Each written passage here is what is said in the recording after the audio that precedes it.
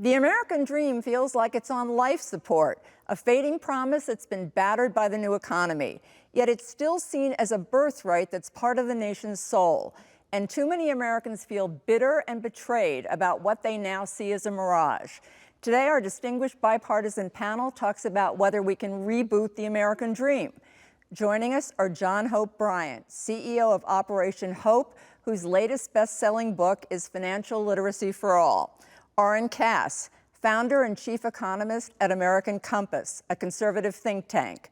And Sarah Smarsh, author of the brand new book, Bone of the Bone, Essays on America by the Daughter of the Working Class. We'll get to our panel in a few minutes, but first we recently sat down with Fran Drescher, president of the SAG-AFTRA union. Fran, we are thrilled to have you with us, and I've heard you say that the working class ethic is in your DNA.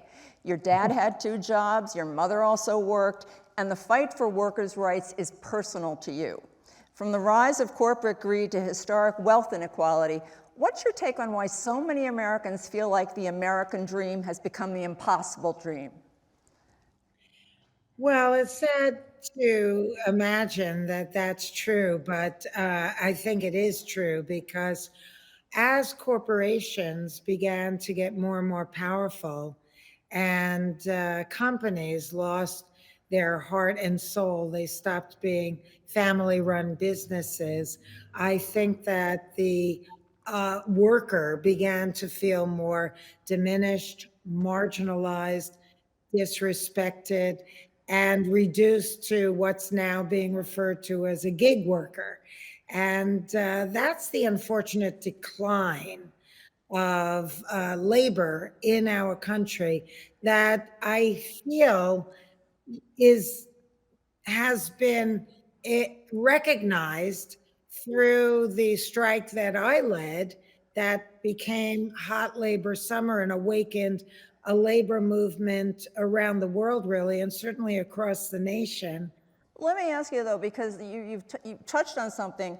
We've done shows with a diversity of ideological voices, and whether they're conservative, or liberal, red, blue, everybody agrees unions are good for the economy. Why are we not seeing more support, more of a resurrection of the labor movement? Well, I think we are seeing that now. As I said, the strike of 23 kind of reignited that because it became like the emperor's new clothes. And somebody said, the emperor has no clothes. And once that happened, it gave people the kind of energy and optimism to push back. But for a long time, I think as companies became part of conglomerates and the connection between the worker and the board members and the shareholders became a wider and wider chasm, people became more and more downtrodden, and also businesses moved out of this country and overseas where it was cheaper to make. And all of that impacted the American laborer. But at the end of the day, I think that although there are many states in the US that are considered right to work states, right, and they really don't support unions at all. The unfortunate truth is that where there's money, greed follows. And where there's greed, more often than not, people don't do the right thing. Let's turn to the strike from last summer, because it was the biggest shutdown in half a century in Hollywood. And basically, the issues were, as you were talking about, issues where the business model had changed, but the contracts hadn't to reflect the business model. Now, Since 1960. Right. I want to ask you something, though, because people had this perception that, it was a bunch of whiny stars looking for more money, when the reality, and I think this is really important to point out, you have 160,000 members, everybody from superstars like Tom Cruise to people who are trying to just clear $26,000 to get health insurance, right? Yes. So what was the big lesson you took away from this action?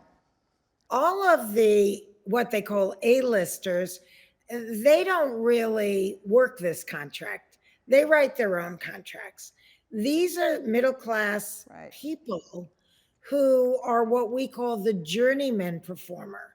And in every project that you see, both on television and in the movies, all the people that are in every single scene that bring the scenes to life, that are not the stars, are the people that work this contract.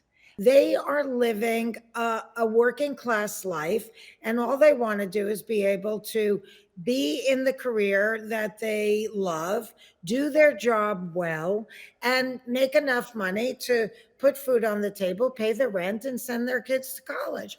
So that's what this contract was all about. But right behind us was labor around the world who were equally threatened by being turned into gig workers, being put out of work because of AI, at not getting cost of living increases, and on and on and on. So it became a collaborative effort with us on the front line.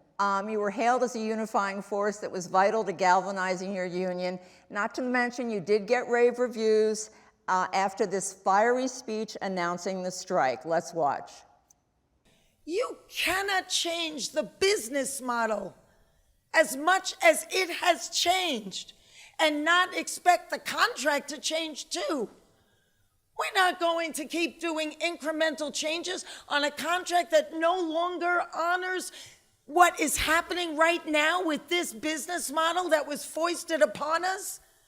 What are we doing? Moving around furniture on the Titanic? It's crazy. So the jig is up, AMPTP. We stand tall. You have to wake up and smell the coffee. We are labor and we stand tall and we demand respect and to be honored for our contribution. You share the wealth because you cannot exist without us. Thank you.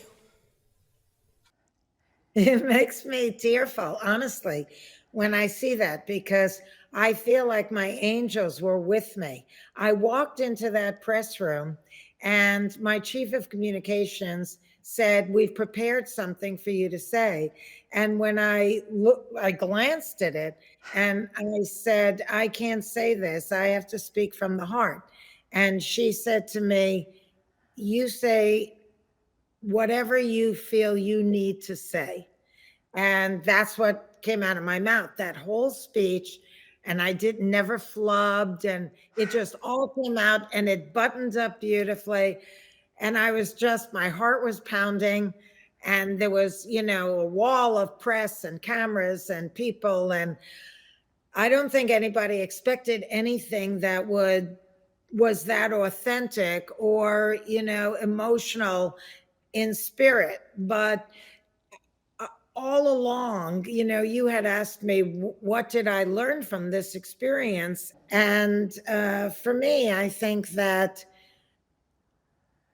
it's really important that Wall Street doesn't dictate how a company is run, and that the pressure to keep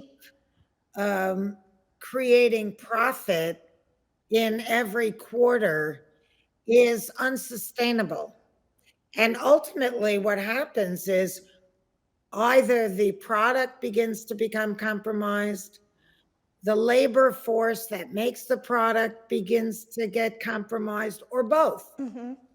And none of that is good for the country or the company.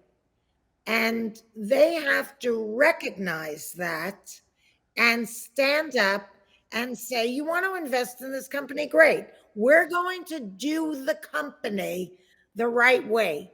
We're going to be connected to every employee. We're going to make decisions that are in the best interest of not just you, but everyone. And until we move away from that 20th century mindset that greed is good and money at the expense of all things of true value is perfectly fine in business, we're going to find ourselves in a very sad place and dangerous place in our nation. Fran, I have to tell you, this has gone so quickly that we're really actually out of time. We're like into overtime at this point. But, and I'm sorry to stop you, but I really want to ask this last question. Okay. Because your parents, Morty and Sylvia, your father did die, I think, this summer. March 20th. I'm sorry. And Thank you. he was a SAG-AFTRA member, which, Yes. which is so sweet. But your mother, who was the caregiver, your mother Sylvia, you wrote a really nice piece about how she was your hero. Yes. Now, caregiving in your life, you've been through, it hasn't been a box of chocolates for you. I mean, you've been a victim of you've suffered through cancer, sexual assault, you've been through a lot. But at every turn, you reach out to people and you try to make people who've maybe been through those experiences more comfortable, more understood, heard. So my question is, did you learn that from Morty and Sylvia? My parents obviously were very important in making me who I am today. And they had a great love for each other. And they had the wisdom to understand that life is not about stuff, but about love and family, doing the right thing, and being kind. And that was the environment that I grew up in. And I'm very, very, very grateful for that.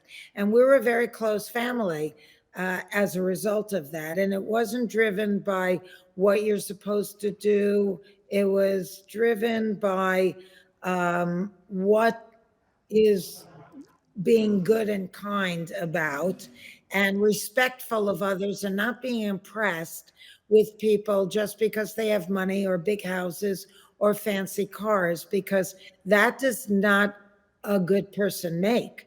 And being a good person doesn't have anything to do with any of that.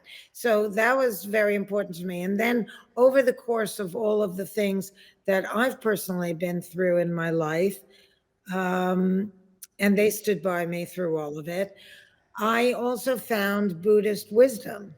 And that really helped me through this period, because everything that I've done, that I've experienced in my life, I try and turn it around and see it as an opportunity. It may not be something I'm glad happened, but somewhere in there, I can become a better person through it. Right. And that is very Buddhist. I was going to And say, to the table in the labor movement. you have found purpose out of pain, and we are so grateful that you were able to join us today. You'll come back for the sequel, whatever that is. I would be happy to. I love and support PBS, and I love this show, and I appreciate all of your intellect and wonderful interviewing. You're very, very kind. I hate to leave you, but I'm going to.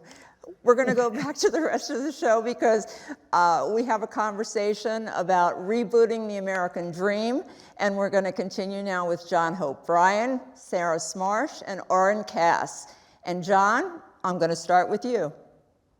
You are the personification of the American dream. You had a tough childhood, South Central LA, in your family alone, you witnessed domestic violence, drugs, divorce, murder.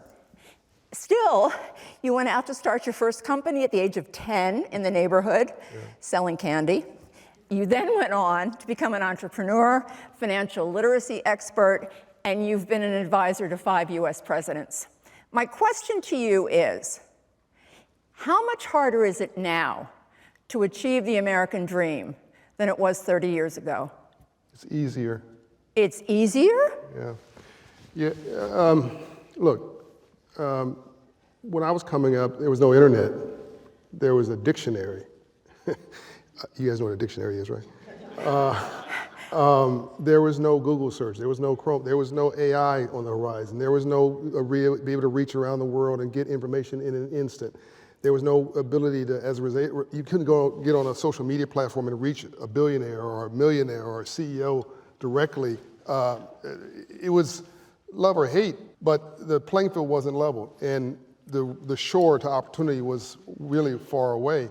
So yeah, there were problems for sure, but we were on really literal deserts of poverty, and now you can get to an island of opportunity. Now, we are at an inflection point for sure. Things are tough, and they're in like 100-year time period, tough. But we've been here before. This country has been here before, and we got through it, and we emerged better. Rainbows after storms. Cannot have a rainbow without a storm first. I just think we need a software upgrade on capitalism, on democracy, on opportunity, on really inclusive opportunity for all. People don't believe they can make it no matter how hard they work, so people begin to say, I hate rich people.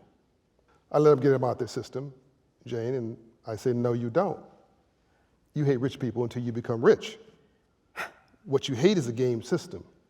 What you hate is a system that you believe no matter how hard you work, you can't make it. I heard a comment before I came out that somebody basically said, why even try? And this country is we're not a country, we're an idea. Right. And we can make it whatever we want, and right now we're producing cynicism, not optimism, and we have to get a glass that's half full again. And so the rebuilding the ladder of opportunity for all is my life's work, and it starts with financial literacy for all as a civil rights issue of this generation. Okay, we're going to stop you right there, and then we're going to get to the financial literacy, but I want to hear from Sarah, because your first award-winning book, Heartland, chronicled how you grew up on a farm in Kansas, working hard and being poor in the richest country in the world. Now, I can maybe guess that you don't see it quite the same way, because you think that the American dream is really, or you thought that it was a nightmare, and beyond that, that it has a price tag on it. Explain what that means. I mean, the question of whether the American dream, so-called, is easier or harder to attain now, to my mind, is just easily encapsulated in the fact that we're at a moment of historic wealth inequality, and how you would square that with, a general improvement in accessibility of that dream. I'm not exactly sure, but in my experience, indeed, not only are the opportunities and the general landscape grossly lacking equality and equity, there is actually an active tax, if you will, on being poor. So the lives of my family who's still in poverty tend to come with, as you say, a price tag just to get by. So whether that's the high interest you're paying on credit cards, and I'm sure John would jump in and say, well, that's financial literacy. If you have no choice, or if your choice rather is between eating or racking up credit card debt, then sometimes these decisions are not made out of a place of ignorance or stupidity, but rather just the rote brutality of what's required to survive.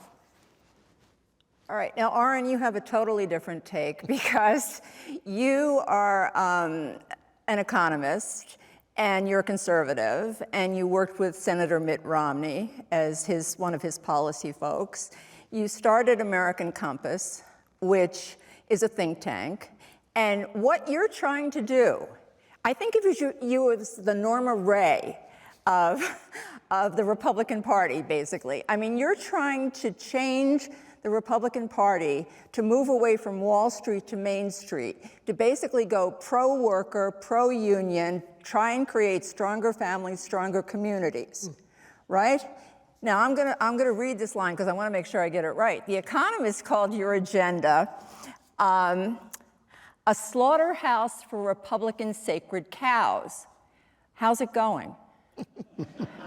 Well, I think it's going pretty well. I would say the Republican Party and the conservative movement in general is maybe somewhat in chaos right now, which I would say is progress over where it was before, which was sort of stuck in this set of orthodoxies that had really developed, early in the Reagan years. And, I think a lot of things Ronald Reagan was doing were very useful in the early 1980s, but when it gets to be 2020, if you're still just kind of flipping through your Ronald Reagan playbook, kind of trying to figure out which tax cut will fix a pandemic or something, you probably missed the train. And so I think, we're at a really constructive moment right now where sort of everything is on the table. You have a very active debate over what does conservatism even mean?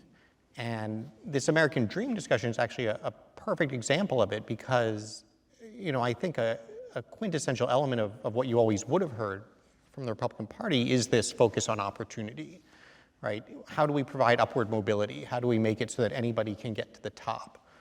And one of the things that we find that's very interesting, we do a lot of work on just public opinion research, because I think what the kind of policy-making bubble thinks people want turns out to mostly just be what they want.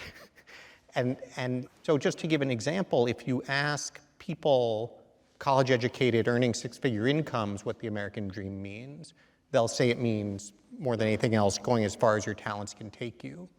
That's not what anybody else thinks. For the rest of America, the American dream much more means, can I find a job that's going to allow me to support a family? And by almost 9 or 10 to 1, they will choose stability and security as more important than upward mobility. Your base, the Republican Party's base, has evolved into the working folks, right? And you're suggesting that you're trying to strengthen the opportunities for them. Is that what you're trying to do, or are you trying to bring more people? What is the actual goal here? Well, ultimately, the goal is to develop good public policy that's responsive to the actual need, challenges we have and the needs and the interests of the people in the country. I think both parties have a huge problem today of not actually doing that very well. The work that we do on the conservative side is focused particularly at saying, look, markets are great. Markets do a lot of things well, but they're not an end unto themselves. And frankly, they haven't been delivering for the typical worker and his family for a very long time. And so I think substantively, the goal is, how do we do a better job understanding how people define success and flourishing in their own lives so that we actually are pursuing public policies that deliver what people want. I'm going to go to Sarah for a minute because you dedicated your new book, Bone of the Bone, to the unseen. Your book is dedicated to the unseen. You mentioned the importance of being seen in this culture. Yeah. Now, part of not being seen is being born into a place where you're born into a certain economic class. You're born into a place where maybe there's a lot of opportunity out there, but it's not evenly distributed. So if you land in a place where there's not much going on, you're out of luck. That's where you lived. That's where you live now. Yeah, I think that place is an under-discussed aspect of American identity, to be sure, and as you point out, that kind of is part of the package of class, which intersects with all sorts of identities. But indeed, the geographic isolation of our just location on the earth. In my small rural public high school, there were no advanced placement classes. I was a straight A student. I hustled. I did get scholarships to a state university for my undergraduate degree, but I was a first generation college student coming from the space that I came from. Aside from those academic scholarships that I've worked hard to earn, the landscape, literally and figuratively, was just a whole bunch of work at the end. We were at very close to the bottom, if not the bottom, of a pecking order within specifically the agricultural industry. It was a 5th generation wheat farm, and I want to point out that even land ownership involves racial privilege historically, and to some extent economic privilege, but yet we were indeed below the poverty line, as they say, and growing the food that other people eat while talking about financial terms that were not only not part of our vocabulary or our reality, but I'm not sure what we could have done with them, save leaving that area for an urban environment. And indeed, that's what's been happening for well over a century, which results in our post-industrial, highly urbanized country and these kind of urban and rural dynamics that we're all contending with politically. But sometimes, and I also came of age just before the digital era, so certainly to some extent access to information and perhaps even opportunity has been democratized by way of that technology. But I know that my family work hard. I know that they're brilliant people, and they're nothing if not hustlers in many ways, and they are still struggling to get by. And so I can't, in good conscience, put the onus on them and the blame on their shoulders for lack of better outcomes. So I'm confused. Like, I don't know why we need to blame anybody or why that's even a productive use of time and energy. Look, NASCAR, I was the president of NASCAR is on my board. I'm gonna talk to him hopefully tonight about our work together. But NASCAR came out of moonshine running, out of the Appalachian Mountains. It had no future whatsoever. It had no business plan. They were gonna get murdered or jailed or something. But they said, you know what, we drive fast. We drive really well. We can't do the alcohol thing. So they upgraded their software, and now NASCAR is a multi-billion-dollar industry, and it's the same families who are running moonshine. Bentonville, Arkansas is a little nothing town. Look at it now, because a little guy had a business plan called Walmart. You can go on and on and on. I'm going to stop you here. Go ahead, Well, Oren. I want to jump on this. I really agree with Sarah on this point, because I think it's wonderful to recognize when somebody makes it to the top. But there's a reason we use the phrase to the top. There's not a lot of room at the top. And we could say, wouldn't it be great if there were 10,000 Johns instead of 100 Johns, or whatever our most ambitious example of expanding opportunity would be. And that would still be a not even visible drop in the bucket in the actual American experience, okay? There are about 140 million workers in the United States. And one thing we look at is what share of them have what we would just call a basic secure job. We try to define that really minimally. Pays $40,000 a year, has health care, has paid time off, you have some predictability in your scheduling, you have some predictability in your earnings. Fewer than half of the jobs in this country meet even that threshold. For people without a college degree, only about 1 in 3 meet that threshold. So what is missing in the American dream is not how do we get an extra few thousand of those people to be NASCAR billionaires or own hundreds of homes. It's how do we get 70 million more good jobs that allow somebody to support a family. And that's where Sarah's exactly right.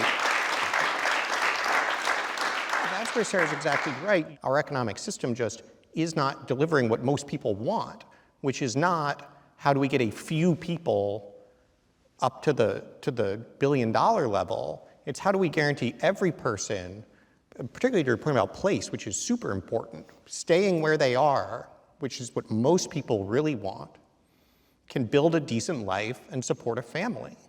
Nick Kristof of the New York Times was writing a column about the golden age of the unions from 1945 to 1970, when the pie got crazy big and it was much more evenly distributed. And then it fell apart. And now you are trying in some ways to, what's the word, revive, rejuvenate? Why? I mean, it was interesting. We had another guest, Sohrab Ahmari. Do you know who he is? Yeah, he's far right and socially very, very, very conservative. But he was a big union supporter, and I was a little bit surprised. In fact, the panel, which had a diversity of voices, as we always try to have, were all agreed about the fact that unions are a good thing. What do you think in terms of that whole picture?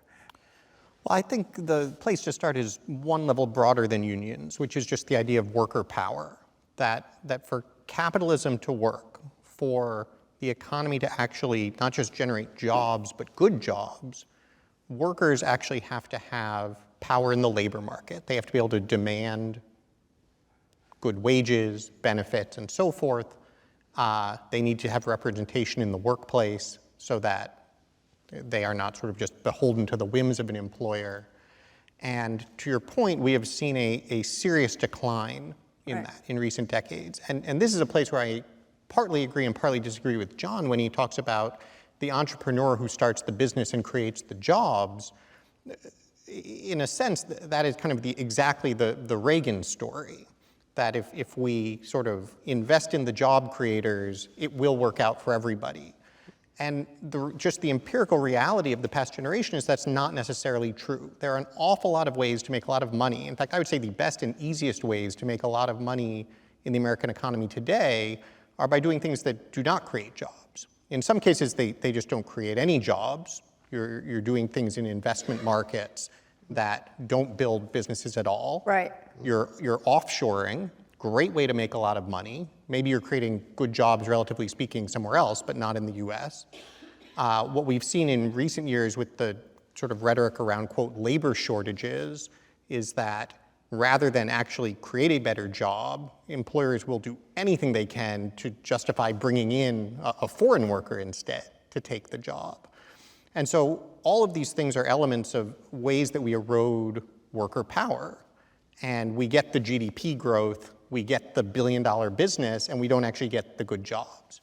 And so this is where unions come in. Unions are a huge piece of this. Unions are a great way to create more power for workers.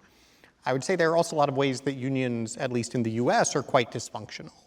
It's one of the most extraordinary statistics, I think, is that there is actually a lower share of the private sector workforce is in a union today than at the start of the Great Depression, before we even had the law making unions legal.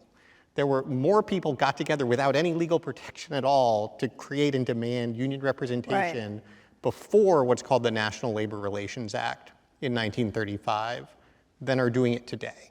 If I could add a note about jobs, most of the 40 million people in this country who are living in poverty have jobs. A lot of them work full time. A lot of them have more than one job. So just using that, are we talking about a job or are we talking about a job? It's not just what the labor union is allowed to do in terms of collecting fees and so on, which is what that policy gets at.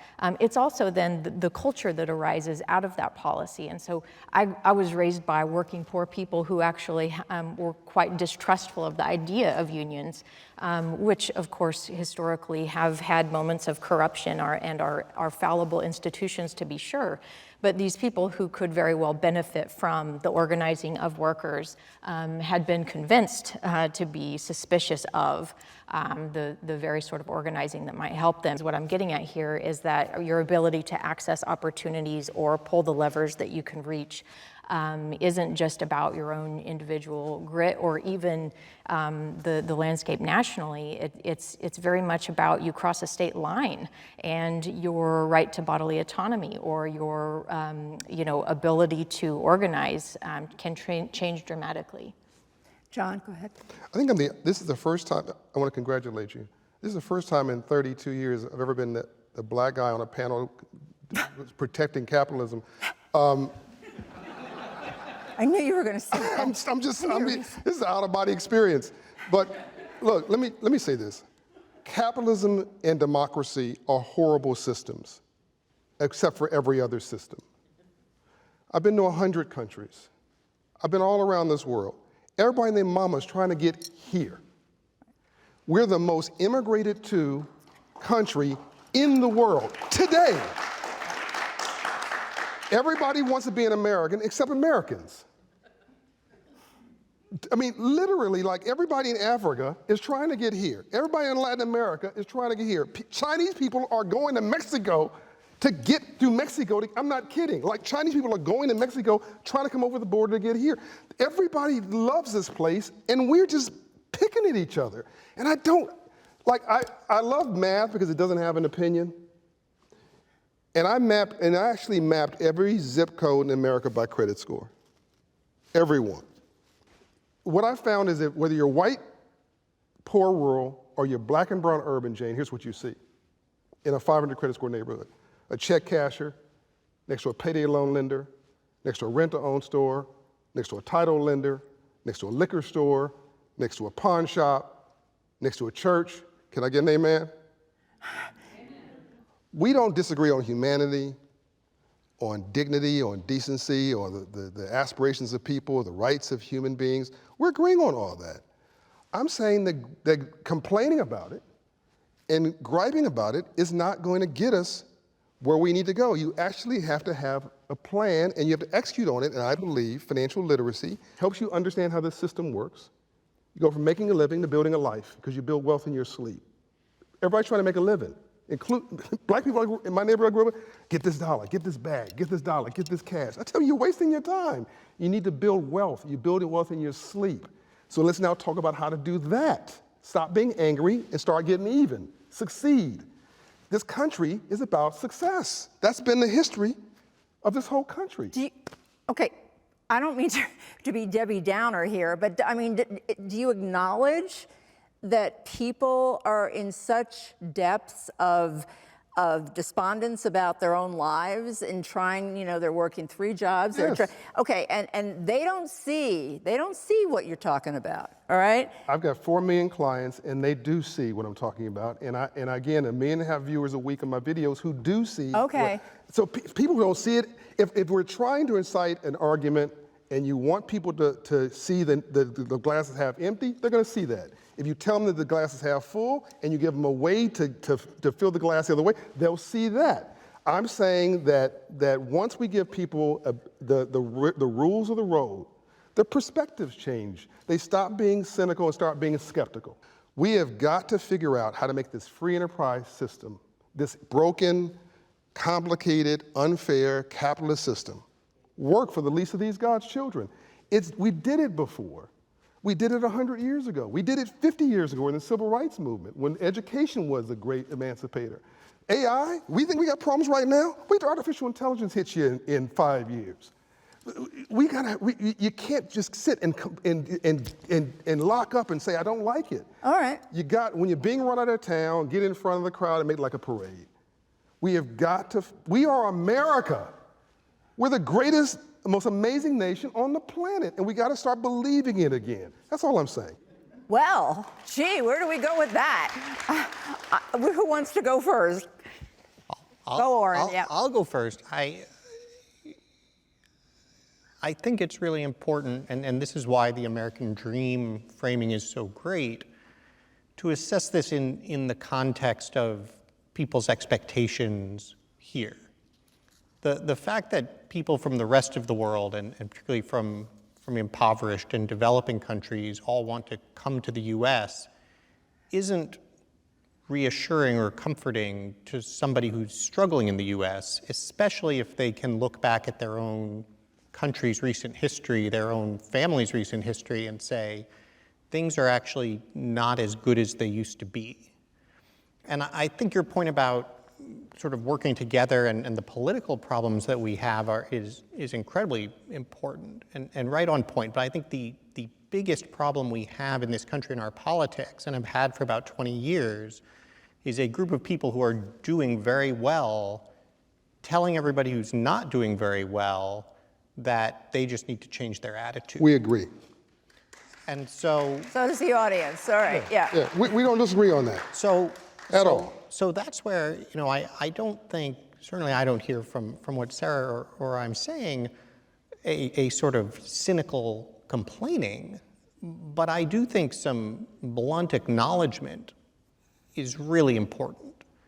And I think what we need to be able to do is say, look, here's our standard for sort of what we want to be able to accomplish. I actually like the term the American promise more than the American dream, because the American dream is this sort of like, I mean, it's very funny that we all cling to like the American dream, when like dream isn't, it's a really sort of weird, flaky, out there term. Whereas if you think about the American promise, what is the actual commitment? If you are growing up in America, playing by the rules, working hard, what should we be pretty darn confident you can achieve? And for me, and again, this is based on a lot of survey research we do, I do think that this definition around, look, you should be able to sort of find a job with dignity that allows you to support a family. Right. And it's really interesting that our economic statistics and our way of evaluating things, not just GDP, but more broadly, don't take that seriously. We don't actually try to measure what does it cost to raise a family today compared to in the past. I do, frankly, it's somewhat back of the envelope. Every couple of years we update this. Just thinking about like, what are the big middle class essentials? Like, could you afford healthcare insurance for your family? Could you afford the rent on a sort of typical, the government sets a standard for a sort of typical 3-bedroom rental in a typical market? Could you afford to own and operate a car? Could you afford what we define as basic food nutritional standards for your family of 4? Could you afford to be saving to put your kid through a public university? In the 1980s, your typical worker could afford all of that on about 40 weeks of work. Okay, didn't have to have a college degree, single earner, could afford that for a family of 4 with a bunch left over to spend on other things, save, et cetera. Today, that same worker would need about 66 weeks of work. Don't need a lot of sophisticated math to see that that's a problem in a 52-week year. And that shift, I think, is the best way to understand what has gone wrong. And particularly if you are someone growing up today, it's not about what the rest of the world thinks. It's about saying, wait a minute, it actually is true. It's not some nostalgic myth. A generation ago, somebody could finish high school and go and get the kind of job that would provide that. And today you can't. And that's what I think we have to be talking about. So Jane, we need to acknowledge 2 things. What you just talked about was created because of the GI Bill in World War II. First of all, the middle class today came from the GI Bill in World War II, where the government, to your point, had a massive effort to give everybody returning from war as much education you shove down your throat, a home, and skills for a new job. That lasted 50 years. We didn't upgrade our software again. We let people drift. I think we let poor whites drift. I think we left rural communities drift. We didn't have a business plan upgrade. Right. So what we need now, once again, is a business plan for the future. Okay, but wait, let me just go to something with Sarah that you can't have a business plan for. And I'm going to go to the touchy-feely stuff a little bit, which is, in this country, we devalue certain types of work. You live in a place where manual labor is king. And you have people in this country who think that people who make roads, build buildings, grow our food are chopped liver, for lack of a better phrase. And this is a values clarification thing in this country where we're pitting people against each other. We're making decisions about who has value and who doesn't have value. And this is something that you talk about a lot. Socioeconomic class is an aspect of the American experience that we're just now, in some very clunky ways, attempting to reckon with after, centuries of this myth of the meritocracy. What you're getting at, the nature of manual labor and how that is just sort of a different framework than an environment in which a business plan, so to speak, might make sense. It's the hierarchy of different types of labor is such that even in a political speech, you can hear there's this constant sort of pandering to the middle class and an entrepreneurial spirit and an idea of this aspiration that involves the acquisition of capital. But where I'm from, that isn't necessarily even the dream.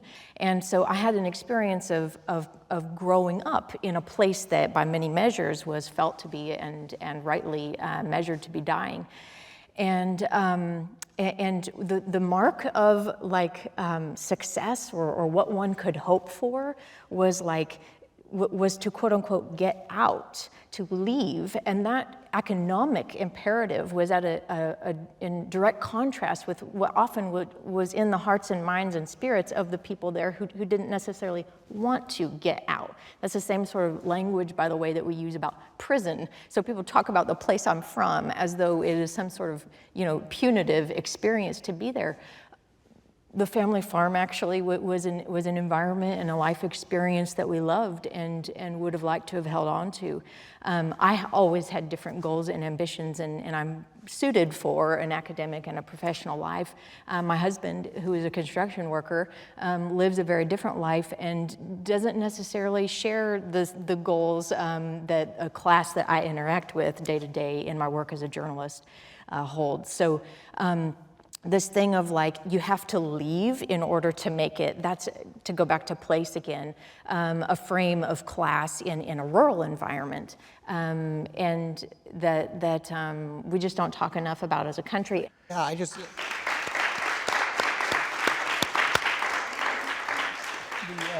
a colleague of mine named Michael Lind makes this point really well. People aren't looking for how to get out of the working class, they're looking for how to thrive in the working class. Right. And absolutely to the points that John has been emphasizing, part of what America should be is a place where if you do want to go off to college, that is also an option. The problem in America today is that is in essence the only option. And the college sort of divergence is, I think, the best marker of class in a lot of ways and describes so much the different experiences that people have. Mm-hmm. You actually only have about 1 in 5 young people going high school to college to career. And so an education system that says that's the pathway is by definition leaving behind most people. And it seems to me that what we need to be doing is saying, no, we have that opportunity and we want to hold that up, but the definition of success can't be, okay, how do we get more people into college? But selling kids a bill of goods that you have to go to college, I mean, they're now trying to promote an apprenticeship renaissance where kids get to go out and they earn while they learn. And it's not just limited to construction or trades anymore. It's branched out. JP Morgan Chase and Google have programs. The point is it goes back to one definition, one size fits all, that this is the way we have to do it. And John, I do want to ask, because we're running rapidly out of time here, I know that's hard to imagine, but about your big tent business plan, so to speak. What does that mean? Well, just to save time, people can go online and just literally just type in the business plan for America, it'll come up. What I find fascinating is that the black people who I'm representing in operation aren't complaining about the future. They're like, just give me a shot. You need an everything everywhere plan. You need agriculture. You need industrialization. You need small business. On my way here, Jane, I saw a nail salon. I saw a barber shop. I saw a gas station. I saw a little restaurant I had lunch in. That's capitalism. That's free enterprise. That's small businesses. That's somebody trying to get a living wage. It's not big business. It's not some big corporation. It's all these little people doing all these little things, which is their personal dream. Right. And you, wherever you are, you got to reimagine your life. We have got to, right now, because the world is changing right now, learn that we are better together. That's what the business plan for America says. That we are better together. Black and white, red and blue, need to produce some more green.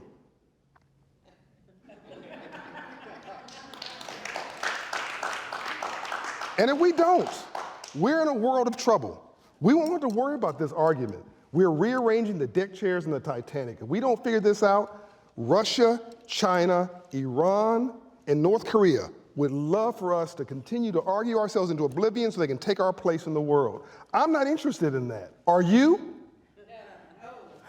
If I could jump in, I myself don't hear anyone whining. You know, where I'm from, What's our plan?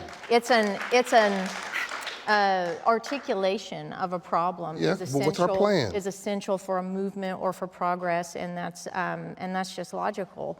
I think that, in fact, I would point out that in the environment I grew up in, there's an understatement about their own problems and hesitancy to address the injustice that is working upon their lives because of the spirit of American individualism and the onus to pull yourself up by your own bootstraps. And so the fact that people are angry and are now beginning to articulate the problems that have resulted in historic wealth inequality, which to my mind are at the policy level, not at the level of the individual or the household, is to me it's a good sign, and it's an opportunity for us to course correct in ways that are essential to the social fabric. What do we do? Yeah, let me just jump in on that. Okay, let me just tell you what you've got now. You have got the last word in this show, because I'm basically, you see this? We didn't even go, because you are all interacting. So let me just ask you, as part of what you're going to say, you have 3 children with your wife. What do you want the American promise, I won't call it the American dream, to look like for them? Well, I think I've described what it is, which is I'd love them to be able to find dignified work, form strong families, and hopefully do that close to home if they want. But I think to wrap up on this question that John's asking about, what's the plan? There are tons of things we can do if we acknowledge that there is a problem. And we've talked about a few of them here. We talked a little about labor organizing. American Compass has put out a book called Rebuilding American Capitalism that's literally 27 things in 6 categories. And I won't bore you with all of them, but just to sort of connect what we've been talking about to the kinds of things you can do, one clear implication of this is, for instance, that globalization as we have practiced it has not worked well for Americans. It has worked well for GDP. It has worked well for a small set of people who've done very well. It has given us lots of cheap stuff. It has not been good for the kinds of jobs that we have created for the typical worker. And that is a policy choice, and we can choose differently. I think the same thing goes for immigration and the typical mindset that we have had that immigration is a tool for fulfilling labor shortages and making sure that employers have enough workers, instead of saying to the employers, you're the innovative business people, you tell us capitalism can solve any problem, your problem is create good jobs for Americans if you want to make a profit. We can do what's called industrial policy, and we're starting to see this with things like what's called the CHIPS Act, which is real public investment in bringing semiconductor manufacturing back to the US. You can apply that in all sorts of ways, but that's an area of policy. We've talked about labor and how we create more worker power, and we've started to talk about education and the fact that if we said, hey, let's not spend $250 billion a year subsidizing college, and literally $1 billion a year subsidizing non-college pathways, what if that were just $100 billion and $100 billion? That would be a totally different world. Or what if we subsidized the Pentagon $100 billion less and gave it to All either right, of those we're going to keep going here. I have one job actually at this point, and that is to wrap this up, which I hate to do because you've all been phenomenal. You really have. But for now, we'll do a sequel, okay? You'll come back, right. For now, we're going to wrap up today's edition of Common Ground with, as we always do, a silver lining. This one about Rayhan Staten from Bowie, Maryland, whose American dream was to go to Harvard Law School. Shut out of college, Rayhan got a job at the local trash company where his coworkers urged him to keep fighting for his dream. Eventually, he got a degree at the University of Maryland by holding down double shifts. It took years, but his tenacity and talent finally paid off. He got into Harvard Law, then graduated. Those who think that Rayhan sees working as a garbage man as the low point of his life would be wrong. As he says, being at the bottom of the social hierarchy with sanitation workers made me feel more supported than I've ever been.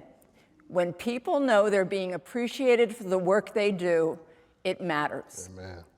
We're grateful to our extraordinary guests for their time and talent today, and to you for joining us. Until we see you back here next time, from the Frederick Gunn School in the other Washington, Connecticut, for Common Ground, I'm Jane Whitney. Take care.